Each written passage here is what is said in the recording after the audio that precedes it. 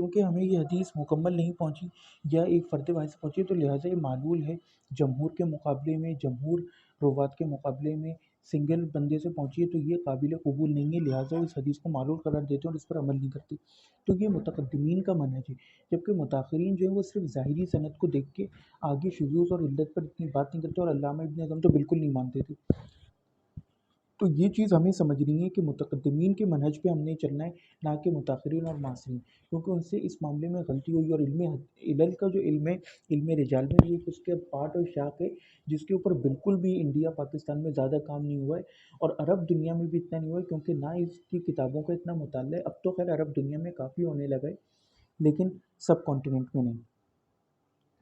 تو آگے ہم پڑھتے ہیں، جو میں نے کچھ امپورٹنٹ پوائنٹس اس میں لکھ لیے تھے۔ جس طرح قرآن محفوظ ہے، حدیث اور اس کے علوم بھی محفوظ ہیں، کیونکہ ضروری ہے، ورنہ مفاہیم قرآن ضائع ہو جائیں گے۔ متقدمین نے ہر مسئلے پر بات کر دی ہے، ان کا زمانہ بھی قریب تھا، اور وہ علتوں سے ہم سے زیادہ عالم تھے، علتوں کے ہم سے زیادہ عالم تھے اور ہم سے زیادہ واقف تھے، کیونکہ اوبیسلی ان کا زمانہ تو انہیں پتہ تھا کون سا راوی کیا۔ اب ہمیں تھوڑی نا 800 900 سال کے بعد پتہ ہوگا، بہت سی چیزیں جو قلم بند نہیں ہو پاتی لیکن انہیں پتہ ہوتی ہیں۔ ہمارا منہج ہے کہ ہم متقدمین کی تحکیم پر رک جائیں، اگر کسی چیز پر متقدمین نے کام نہیں بھی کیا تو اجمالاً اس مسئلے پر بات کی ہوئی ہوگی، صرف ایک آدھ حدیث رہ گئی ہوگی، اگر وہ رہ بھی جائے تو ایک حدیث اگر صحیح ثابت بھی ہو جائے آج کے زمانے میں، جس کی تحکیم متقدمین نے نہ کی ہو کسی باب میں، تو وہ شاذ کے حکم میں آئے گی، اور متقدمین اگر کسی حدیث کو معلول کہہ دیں تو ان کی سند ہر صورت، یہ ہم اس کتاب میں آگے پڑھیں گے منتقل الفاظ میں، کہ وہ قابل قبول ہوگی، بعد کے لوگوں کی نہیں مانی جائے گی۔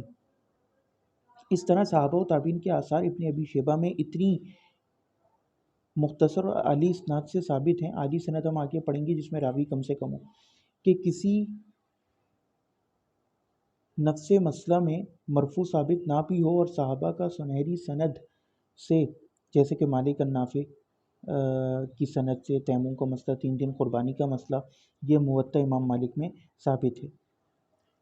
مل بھی جائے تو ہمیں اس پر آ جانا چاہیے، کیونکہ صحابہ کا عمل اور ان کا فتویٰ زیادہ اس بات کے قابل ہے کہ اس پر عمل کیا جائے، بجائے کہ 1400 سال کے بعد یا 1200 سال کے بعد ایک عالم آ کے اپنی کوئی تحقیق پیش کر رہا ہے، کیونکہ وہ ہم سے زیادہ عالم تھے، اور باقی کچھ مسائل ہیں جن میں صحابہ و تابعین میں اختلاف ہوتا ہے، یا ان کو صحابہ کا علم نہیں ہوتا، تو اس کو ہم یہ دیکھیں گے کہ کیا وہ مسئلہ عام مسئلہ ہے یا کامن مسئلہ ہے۔ جیسے نماز کے مسئلے میں تو ان سے غلطی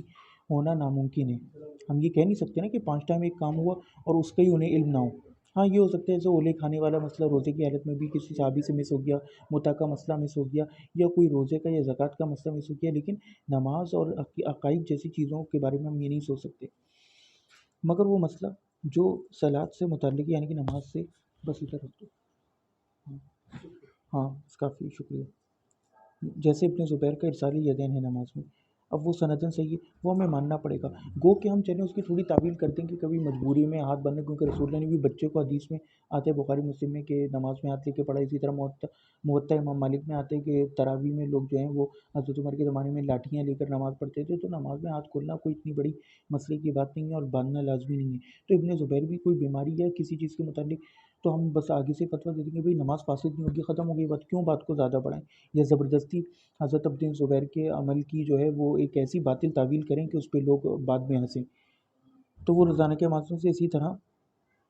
کالے خضاب کا مسئلہ کہ کہ مرفوع روایت واضح ہیں، لیکن پھر بھی علماء کہتے ہیں کہ چونکہ متعدد صحابہ سے ثابت ہے اور کوئی مخالفت ثابت نہیں، یہ بھی امپورٹنٹ اصول ہے کہ اگر ان صحابہ کی اس معاملے میں دوسرے صحابہ نے مخالفت نہ کی ہو تو پھر ان کا عمل راجح قرار پائے گا۔ والسلام علیکم ورحمۃ اللہ۔